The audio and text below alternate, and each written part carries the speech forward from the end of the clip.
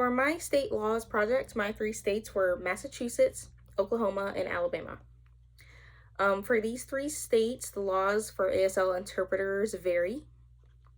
So, starting with Massachusetts, for educational interpreters, so interpreting in a K through 12 setting, starting March 17th of 2024, the requirements were basically you would email a lady. Her name was Diane Staines. You would email this lady and she would provide you with a date to take your EPA test. Once you took your EPA test, you got the results back, you would keep that documentation and you would provide it to whatever educational establishment you decided to work at. And that was the certification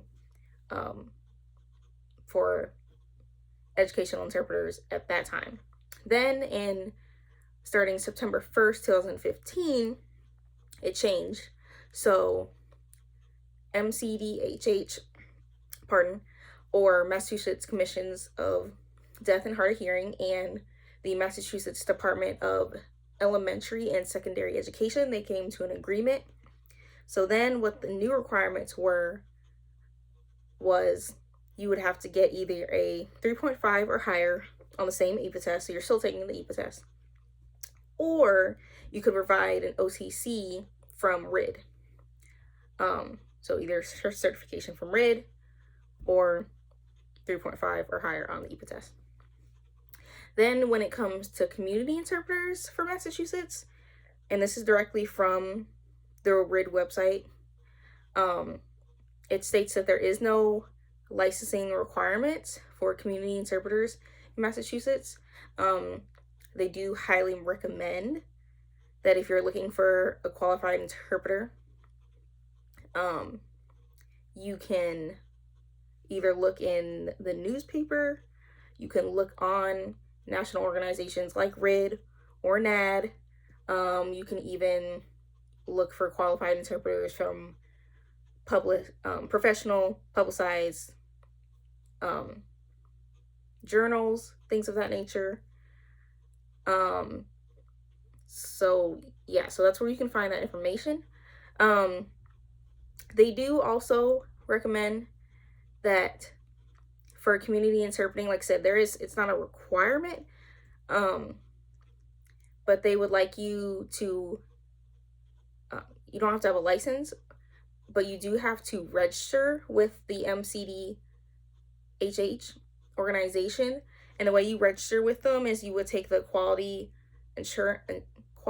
of insurance screening test. Sorry, assurance with the A. I feel like I can't say that right. So you take that test, and basically it's literally an application again, because like this is not a license, it's not a certification. It's just stating that you're demonstrating that you know ASL, you can interpret both ways, so from ASL to English, English to ASL. And you would also provide with this application 3 references.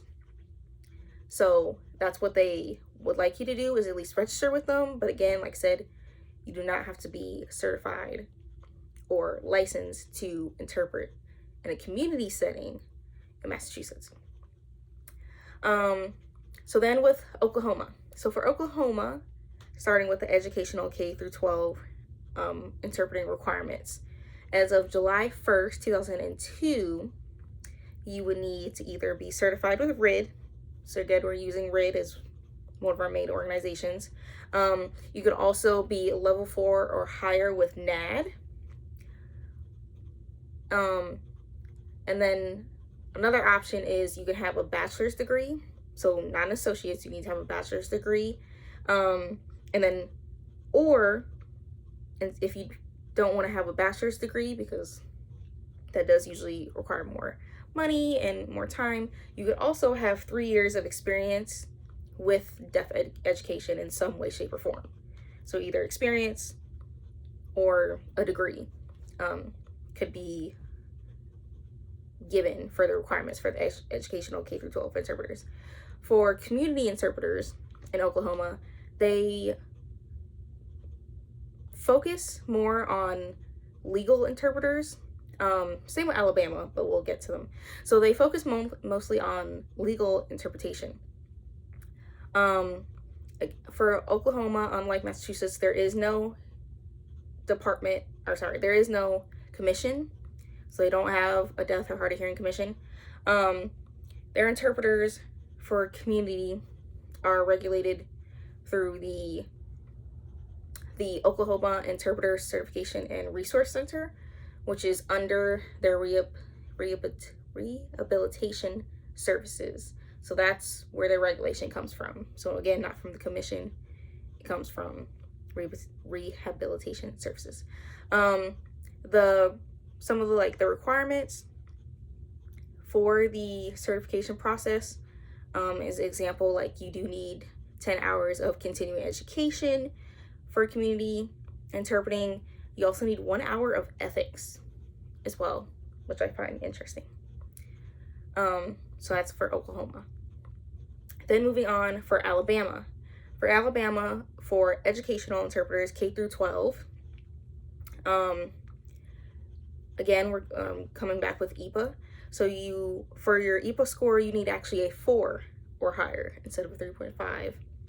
Like Massachusetts, you need a 4.0 or higher for your EPA. But again, you could also use RID certification requirement. So you can either do RID or the EPA. And I did state earlier in the semester that for Alabama, their interpreters are regulated through the rehabilitation services, but that is not true. I actually did more research and found out that their educational interpreters and community interpreters are all regulated under the Alabama licensure board for interpreters and translators. I can say it. So again, kind of more focused on legal interpretation. So, using vocabulary like translators instead of translator. So again, they're all regulated under the same organization. But for educational specifically, you do need, like I said, the 4.0 for EPA or RID. However, for community interpreting, they have a different set of requirements, and their focus is mainly on legal. Again, like Oklahoma, they focus on legal community interpretation and then mental health. So those two areas have separate requirements that you can find that information on the licensure board website. They have all the information for those 3 different areas in detail. So yeah, so those are the different requirements for educational K through 12 for Massachusetts, Oklahoma, and Alabama, and also the requirements for community interpreters for Massachusetts, Oklahoma, and Alabama. And I think that's it. Thank you.